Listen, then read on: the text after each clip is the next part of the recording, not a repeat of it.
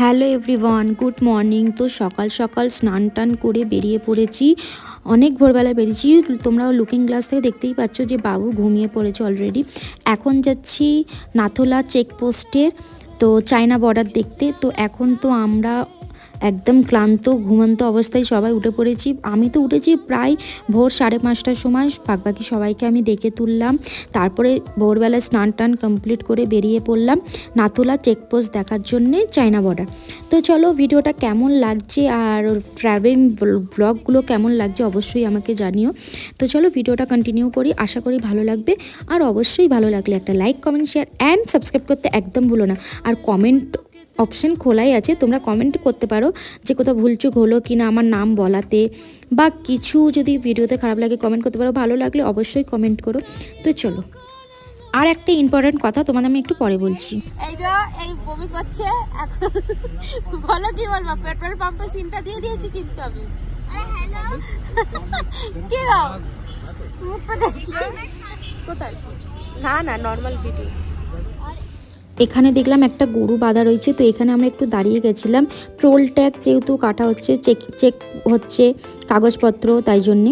তো এখানে এখন আমরা নাথুলা যে বর্ডারটায় উঠেছিলাম, সেটা তো আমি, আমার বাবু, তোমার দাদা ভাই আর একটা বাচ্চা ছিল আমাদের সাথে একটু আগে, যাকে দেখলে ভিডিওতে, সে একদম উঠতে পারিনি, এত শ্বাসকষ্ট হচ্ছিল যে কি বলবো। আমরা তো সঙ্গে কর্পূর নিয়ে গেছিলাম, বাট অক্সিজেন যে সিলিন্ডারটা পাওয়া যাচ্ছিলো সেটা আমরা নিয়ে যাইনি, একদম ছোট স্প্রের মতন, সেটা আমরা নিয়ে যাইনি। আমরা ভাবলাম যে হয়তো লাগবে নাকি কিছু।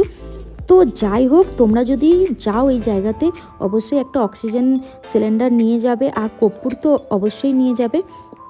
কর্পূর নাকে শুকলে না দমটা নিতে একটু সাহায্য হয়।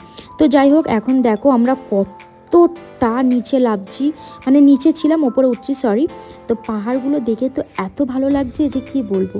অবশ্যই তোমরা এই জিনিসগুলো নিয়ে নেবো। আমরা তো একদম উঠতে পারিনি, লাস্টে আমরা যাইনি, আমার ভাইটাই গেছিলো, তাই জন্যে চায়না বর্ডারের ভিডিওটা এর মধ্যে নেই। আমি তোমাদের আলাদাভাবে নিয়ে আমি তোমাদের দিয়ে দেবো। हम चले बहारों में, गुनगुनाती राहों में, धड़कने भी तेज है, अब क्या करें। वक्त है तो जीने दे, दर्द है तो सीने दे, ख्वाहिशें अनजान है, अब क्या करें। शब्दों के पहाड़ों पे लिखी है दास्तां, ख्वाबों के लिफाफों में छुपा है रास्ता। তো এখন তো আমরা বরফ ঢাকা পাহাড় দেখতে পাচ্ছি গাড়ি দিয়ে যেতে যেতে। এখানে একটা কোনো জায়গায় গাড়ি সাইড করে লাগিয়ে তারপরে আমরা এখানে চা খেয়ে নেবো। পাহাড়ের চা ম্যাগি যদি না খাই, পাহাড়ের ট্রিপটা পুরো অসম্পূর্ণ থেকে যায়। ওই যে একদম বরফে ঢাকা পাহাড়, ওইটা হচ্ছে ইস্ট সিকিম। তো আমরা ওখানটায় যাইনি, কেন বাচ্চা নিয়ে অত দূরে যাওয়াটা একদমই আমাদের পসিবল ছিল না। যেহেতু আমার প্রবলেম ছিল, যেহেতু আমার বাবুর একটু অসুবিধা হতে পারে, তাই জন্য আমরা যাইনি।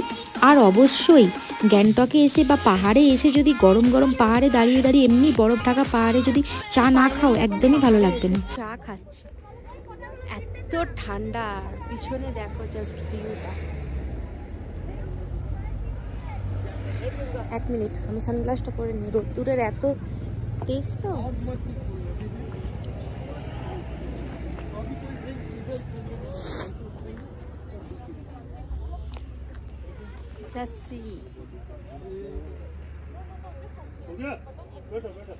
তো ওখান থেকে তো এখন চাটা খেয়ে বেরিয়ে গেলাম ওই চায়না বর্ডার দেখার জন্যে। ভিডিওটা অনেকটা লং হয়ে যাচ্ছে বলে নেক্সট পার্ট পরের ভিডিওতে আসবে। তো চলো, ভিডিওটা ভালো লাগলে অবশ্যই লাইক করো। আজকের মতন টাটা, গুড নাইট।